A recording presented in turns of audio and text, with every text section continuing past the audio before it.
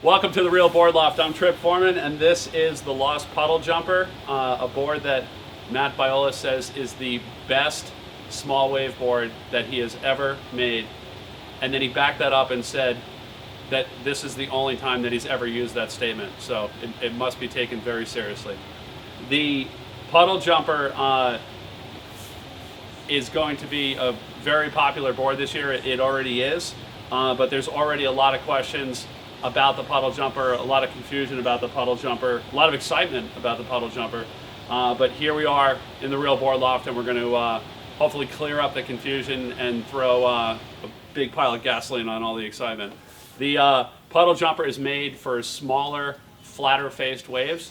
So when you're doing that for a board, you want to have it be a little bit bigger in the nose, flatter nose entry, bigger tail block, and flatter rocker throughout, which they've done in all these boards. But this board, and Lost says it in their write-up on it, was based off of the bottom feeder, so it has a very bottom feeder-esque outline to it, although it is a little bit more pulled in here in the nose, and it's a little bit more foiled out in the rails and a little bit more kick up here in the nose than a bottom feeder. Also, the bottom feeder did have the same bump wing right here to the squash tail.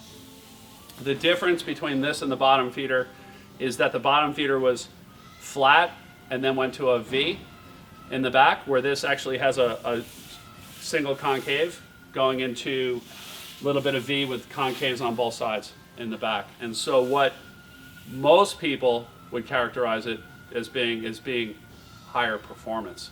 But what is higher performance? It's an overused word in talking about surfboards that we're getting away from. And we're weaning ourselves off of higher performance, because what's higher performance to me might not be higher performance to you. So what is this compared to the bottom feeder? It basically has more lift compared to a bottom feeder and more acceleration compared to a bottom feeder with that concave. And also that concave allows you to ride, or allows you to put a straighter rocker line down the center of the board and have more rocker on the rails.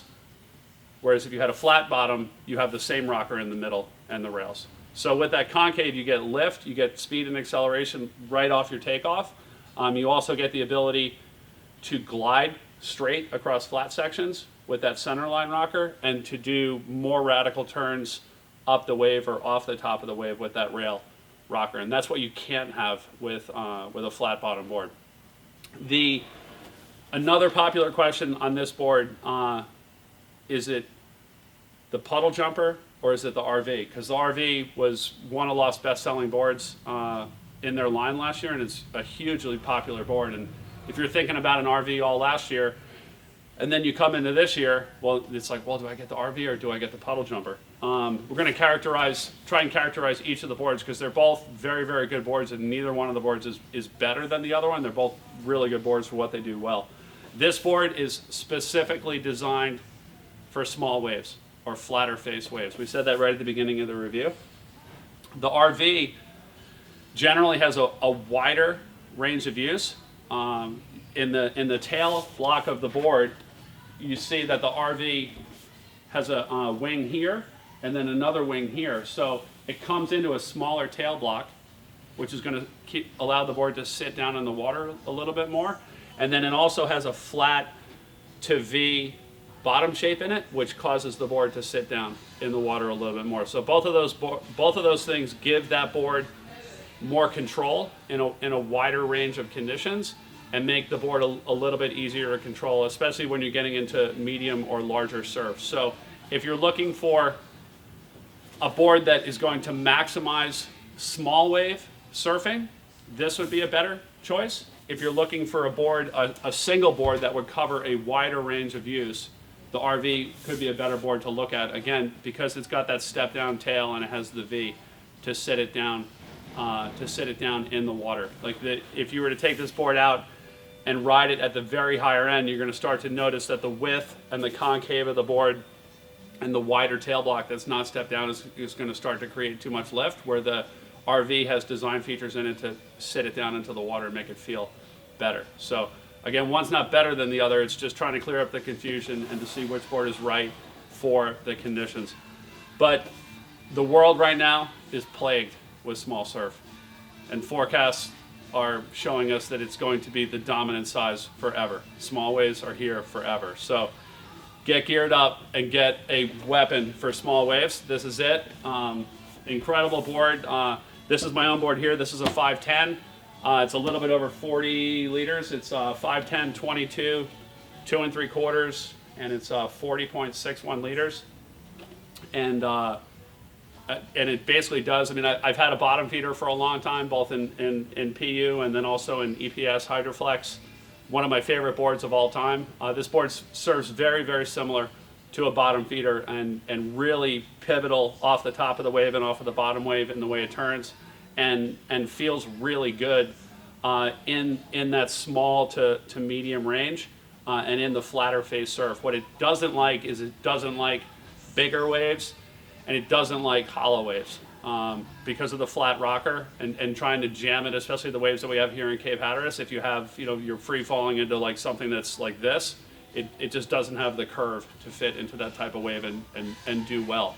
But when you ride it in flatter face stuff, even a little bit larger flatter face stuff, it works really, really well, which is what it's designed to do. So taking a closer look at the tail, this board does have it's got a wider tail block. It's got a little bit of a bump right here in the outline, just a little bit more pivot off of that outline. For fins on this board, I've been using both the Future controllers and also the Mayhem 5-fin set, going back and forth between the tri-fin and the quads. I found it to work, just based on the width of the tail, works the best as a quad. If you're in a situation like where you're having to generate a lot of speed to make sections, the controllers will help, and the controllers will still work on this board. Again, because like in my bottom feeder, I rode controllers almost all the time and really like them. This board will benefit from the controllers just the same as the bottom feeder did. Putting a standard fin set like this in will loosen the board up, and you'll be able to get more pivot out of the board and really take advantage of that additional rail rocker in the turns. You could also use quad with a nubster in here, and then the tail is pulled in enough for the people that really like tri-fins. If you want to do a much more pivotal turn and down the line speed isn't as important, you can switch it over to a tri as well. I think the Future boxes in this board are a nice option because of the ability to use the controllers and use those bigger fins. You can also go FCS2, use the carvers or something with more rake and more fin area to get that same down the line drive. But that's a good overlay as far as what works on the fins. Puddle Jumper, calling it here right now, one of the most popular boards in this year's lineup for Lost. But hopefully after watching this review, you got a good handle on what it's good for, and then also just the subtle differences between boards that were before it and boards that are currently in the line with it now. Thanks for tuning in. You can check out more information at realwatersports.com/surfing and read the written review on this board, insider information, the tech specs, all that, as well as see what puddle jumpers we have in stock to send to you at home. Thanks again. Have a good time in the water.